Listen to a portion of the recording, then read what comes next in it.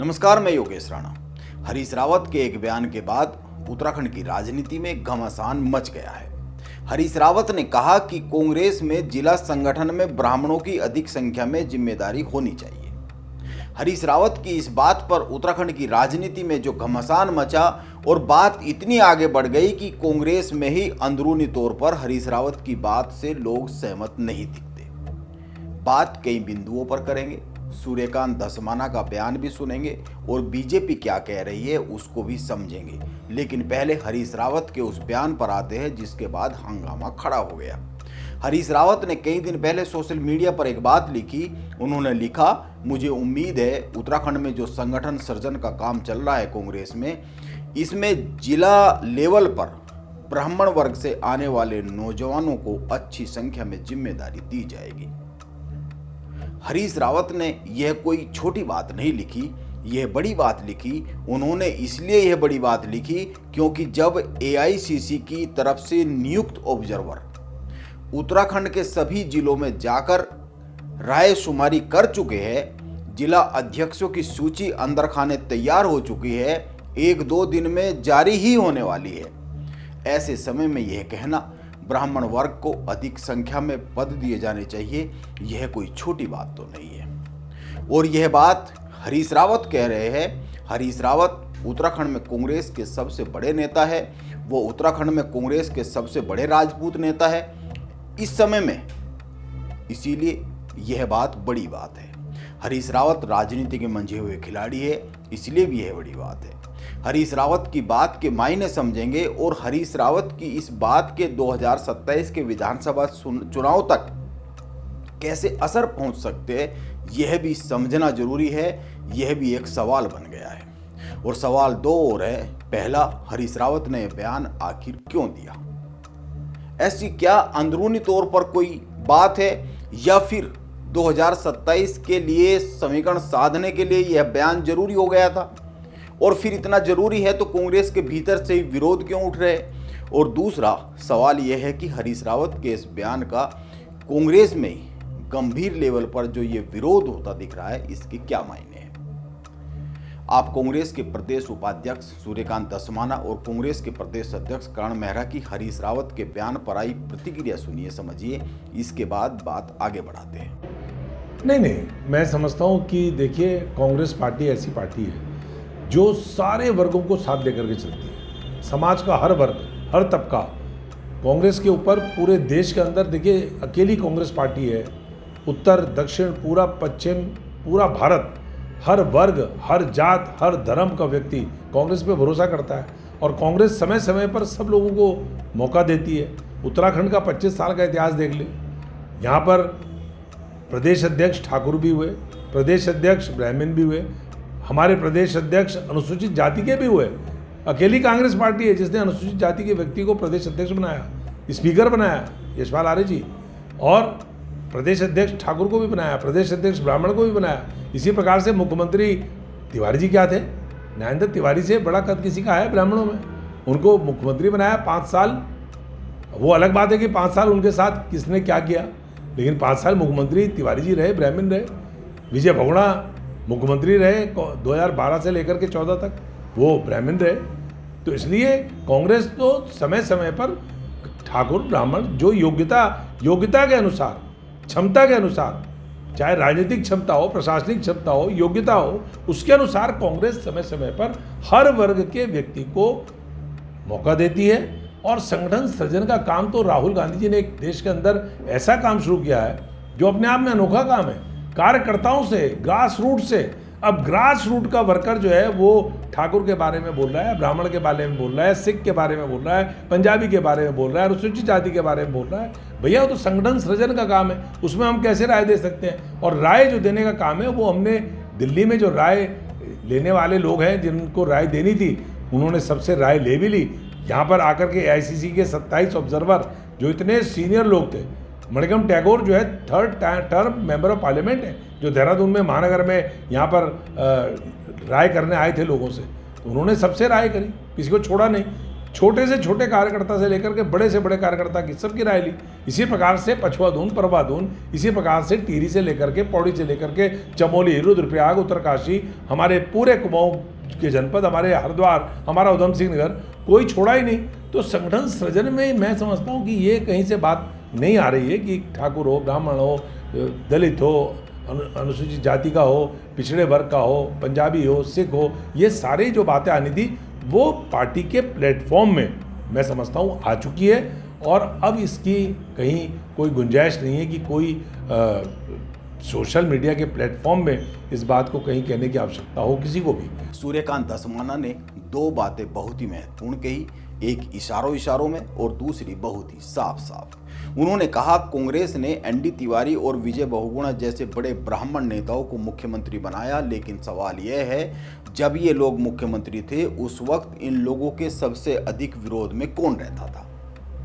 जाहिर सी बात है, सूर्यकांत धस्माना ने नाम तो नहीं लिया, लेकिन यह समझा ही जाना चाहिए, जाहिर सी बात है वो हरीश रावत की ही बात कर रहे हैं, क्योंकि हरीश रावत के मतभेद एनडी तिवारी और विजय बहुगुणा से सार्वजनिक तौर पर रहे। सूर्यकांत धस्माना यह भी कह रहे हैं कि जब एआईसीसी की तरफ से नियुक्त ऑब्जर्वर राय शुमारी कर चुके हैं, दिल्ली में जाकर भी सभी बड़े नेताओं की राय ली जा चुकी है, तो फिर सोशल मीडिया पर ऐसी बात लिखने की जरूरत की क्या थी, क्या है। ऐसा लगता है सूर्यकांत धस्माना की यह बातें हरीश रावत के सीधे दिल पर लगी है, इसीलिए शायद हरीश रावत ने सोशल मीडिया पर एक लंबी चौड़ी पोस्ट लिखी है। सूर्यकांत धस्माना के बयान के आधार पर बनी खबरों के बाद यह पोस्ट आई है। हरीश रावत ने अपनी पोस्ट शुरू जो की है, जो लिखा है, मैं आह भी भरता हूं तो लोगों के माथे पर बल पड़ जाते हैं, कई लोग तो मेरे कथानक के महत्व को समझे बिना क्या कुछ कह जाते हैं। हरीश रावत ने अपनी इस पोस्ट में जो दो लाइनें लिखी है बीच में, उन दो लाइनों पर सबसे अधिक गौर किया जाना चाहिए। हरीश रावत ने लिखा, मेरे कुछ कथानकों से भाजपा को मिर्ची लगना स्वाभाविक है, लेकिन मिर्च उनको भी लग रही है जो कभी ऐसे लोगों के साथ जुड़े रहे जिनके ऊपर राज्य आंदोलनकारियों पर बर्बर गोली चलवाने व चलाने के आरोप है। सूर्यकांत धस्माना सपा से जुड़े रहे हैं और उत्तराखंड राज्य की मांग के आंदोलन के दौरान राज्य आंदोलनकारियों पर गोली चली। उस वक्त जब यह गोली चली, उस वक्त उत्तर प्रदेश में मुख्यमंत्री मुलायम सिंह यादव हुआ करते थे, सपा की सरकार थी। उत्तराखंड की जनता ने राज्य गठन के बाद से आज तक सपा को राज्य में राजनीतिक तौर पर कभी भी स्वीकार नहीं किया। सपा ने कई चुनावों में अपनी किस्मत आजमाई, लेकिन वो कोई कामयाबी हासिल नहीं कर पाई। हरीश रावत कह रहे हैं कि उनके बयान से बीजेपी के साथ साथ उनको भी मिर्ची लग रही है जो कभी ऐसे लोगों से जुड़े रहे हैं जिनके ऊपर राज्य आंदोलनकारियों पर बर्बर गोली चलाने के और चलवाने के आरोप है। हरीश रावत की इन लिखी लाइनों को पढ़कर, समझकर क्या यह सवाल सीधे नहीं उठता है कि क्या हरीश रावत कांग्रेस के प्रदेश उपाध्यक्ष सूर्यकांत धस्माना की बातों का जवाब दे रहे, बगैर नाम लिखे। हरीश रावत उनकी बात कर रहे हैं, उनकी बातों से खफा दिख रहे हैं, यह समझा जा सकता है। इन सब बातों से एक बात तो साफ है, हरीश रावत की ब्राह्मणों को संगठन में तरजीह देने की जो बात है, बयान है, कांग्रेस के भीतर उस पर एक राय नहीं है। सार्वजनिक तौर पर, अंदरूनी तौर पर एक राय हो सकती है, लेकिन सार्वजनिक तौर पर तो एक राय दिखती नहीं है। हालांकि यह बात राजनीतिक तौर पर सही है कि गढ़वाल में कांग्रेस को ब्राह्मण वोटर में और अधिक गहरे तक समीकरण बैठाने की जरूरत है। यही कारण है कांग्रेस में एक वर्ग गणेश गोदियाल को प्रदेश अध्यक्ष की कुर्सी दिए जाने की लगातार हिमायत करता रहता है। वो कुमाऊं और गढ़वाल के बीच में राजनीतिक संतुलन बैठाने की बात करता रहता है। कांग्रेस पर्वतीय हिस्सों वाली सीटों पर, खासकर गढ़वाल में बड़े संकट में है। पिछले चुनाव में बस 3 सीटें कांग्रेस को यहां से मिली थी, इतने बड़े गढ़वाल के पर्वतीय हिस्सों से। इसके पीछे बड़ी वजह यह मानी गई कि ब्राह्मण वोटर ने कांग्रेस को छोड़ दिया है बड़ी संख्या में। यह बात 2022 और 2017 के चुनाव परिणाम के बाद, जो चुनाव के दौरान वोट जो पड़े उसका कैलकुलेशन, उसका विश्लेषण करते हुए जो सर्वे आए थे, उनमें भी यह बात सामने आई थी।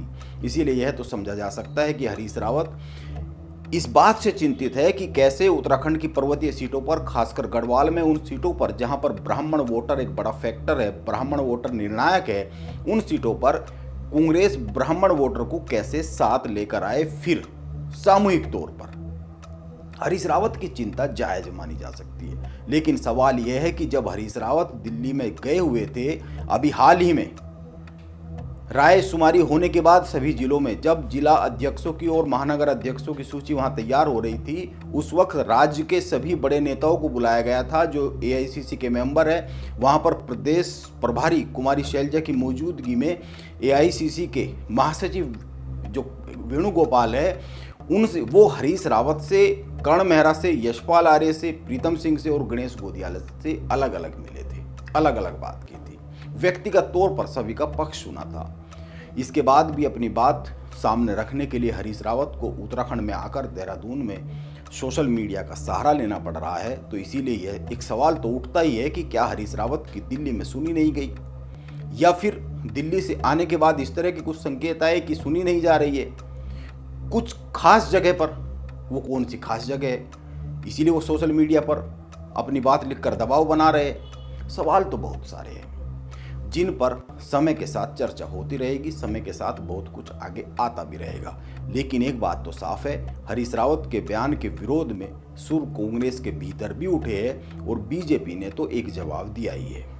वैसे तो कर्ण मेहरा ने हरीश रावत के बयान पर कहा है कि हरी कथा हरी ही जाने, कांग्रेस ने हमेशा ब्राह्मणों का सम्मान किया है, मान सम्मान किया है। कर्ण मेहरा कुछ नाम भी गिना रहे हैं, लेकिन 2027 की यह जो तैयारी उत्तराखंड में विधानसभा चुनाव के लिए शुरू हो चुकी है, उसके शुरू होते ही हरीश रावत के बयान पर बीजेपी को हमला करने का मौका तो मिला है।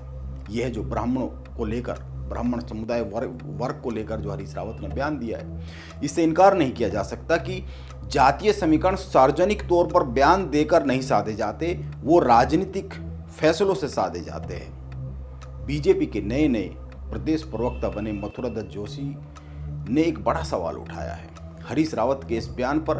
आखिरी में उनकी भी बात एक बार सुन ही लेते हैं। देखिए, हरीश रावत जी के बयान की अब कोई प्रासंगिकता नहीं रह गई है, कोई उनकी सुन नहीं रहा है। कभी वो ब्राह्मणों की बात करते हैं, कभी वो दलित को मुख्यमंत्री बनाने की बात करते हैं, कभी वो राजपूत को आगे करने की बात करते हैं, कभी वो ट्राइबल नेताओं को आगे करने की बात करते हैं। अब बात आप करें तो ढंग की बात करें ना। वो खुद ही बता दें अपने कार्यकाल में कितने ब्राह्मणों को पल्लवित पोषित करने का काम किया। आप तिवारी जी का कार्यकाल देख लो, उसके बाद बघुणा जी का कार्यकाल देख लो, उसके बाद किशोर उपाध्याय जी का कार्यकाल देख लो, यशपाल आर्य जी का कार्यकाल देख लो। तो हरीश रावत जी अपनी बात में अडिग कहाँ स्थिर कहाँ रहते? जो बात वो कहते हैं उस बात में अडिग रहना चाहिए ना। 2002 में जितने ब्राह्मण नेताओं को टिकट दिए थे, आज आते आते उन्होंने अपने कार्यकाल में 2017 और 2022 में किस विधानसभा क्षेत्र से किस ब्राह्मण नेता को प्रतिनिधित्व दिया? तो इन चीज़ों को ध्यान रखें ना। हमारे तो बड़े भाई हैं, वो बुजुर्ग हैं, हमने बहुत लंबे समय तक उनके साथ काम किया, बहुत कुछ उनसे सीखा भी है हम लोगों ने। लेकिन उनके हाथी के दांत खाने के कुछ और हैं, दिखाने के कुछ और हैं। और हरीश रावत जी कहते कुछ है, उनका तो ये है कि कहीं पर निशाना कहीं पर निगाह है, किसको कहाँ मारना है, किस तरीके से मारना है। अब कुछ ब्राह्मण नेता शायद कांग्रेस में उभर रहे हों तो उनकी हत्या करनी होगी, इसलिए इस तरीके का बयान दे रहे। 2027 की तैयारी शुरू हो चुकी है उत्तराखंड में। बीजेपी अभी एक कदम आगे दिख रही है अपने संगठन को तैयार करने के मामले में। माना यह जा रहा है कांग्रेस की जो जिला अध्यक्षों की, महानगर अध्यक्षों की सूची है वो 1-2 दिन में आ ही जाएगी। देखते हैं कांग्रेस इस सूची को आने के बाद कहां पर खड़ी हुई दिखती है। उसमें हरीश रावत की यह जो बात है, ब्राह्मणों को अधिक जिम्मेदारी का ख्याल रखा जाना चाहिए, इसका कितना ख्याल रखा जाता है यह देखने वाली बात होगी। नमस्कार, मैं योगेश राणा।